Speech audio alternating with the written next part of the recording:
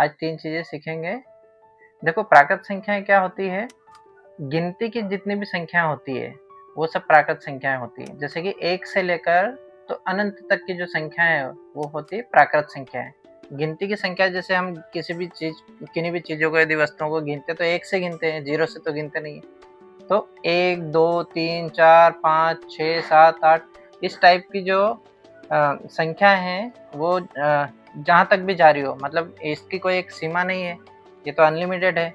तो 1 से लेकर अनंत तक की जो संख्याएं हैं वो होती है प्राकृत संख्याएं। ठीक है, इनको इंग्लिश में हम नेचुरल नंबर भी बोलते हैं।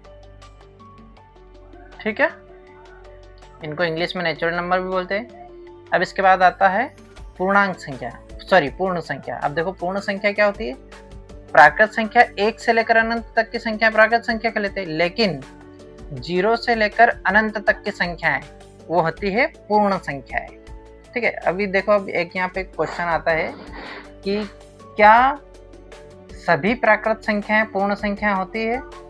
तो बिल्कुल सही है, क्योंकि सभी प्राकृत संख्याएं क्या 1 से लेकर अनंत तक है, और पूर्ण संख्या 0 से लेकर अनंत तक है। और पूर्ण संख्या में 1 भी आ रहा है, 2 भी आ रहा है, 3 भी आ रहा है। ठीक है, तो 0 को छोड़कर बाकी सभी पूर्ण संख्याएं प्राकृत संख्याएं भी है, लेकिन हम ये नहीं बोल सकते कि सभी पूर्ण संख्याएं प्राकृत संख्या है, क्योंकि इसमें 0 जो है वो प्राकृत संख्या नहीं है।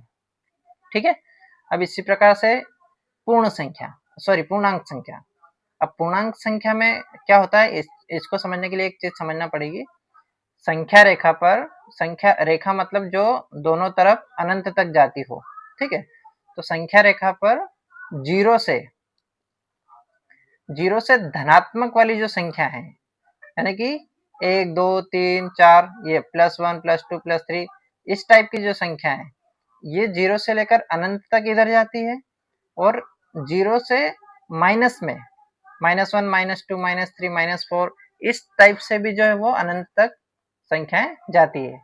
तो ये होती है पूर्णांक संख्याएं। ठीक है, इधर की जो संख्या है जो ऋणात्मक जो है उनको हम ऋणात्मक पूर्णांक बोलते हैं, और ये जो है धनात्मक पूर्णांक हो जाती है, और 0 जो है वो उदासीन पूर्णांक है। ठीक है, इनको हम पूर्णांक को हम इंटीजर भी बोलते हैं, इंटीजर नंबर इंग्लिश में, और पूर्ण संख्या को हम होल नंबर बोलते हैं। ठीक है, तो ये हो गई हमारी प्राकृत संख्या, पूर्ण संख्या और पूर्णांक संख्या। आज के लिए इतना ही। आगे हम सम, विषम, भाज्य और अभाज्य संख्या हम देखेंगे आगे की वीडियो में। तब तक के लिए धन्यवाद।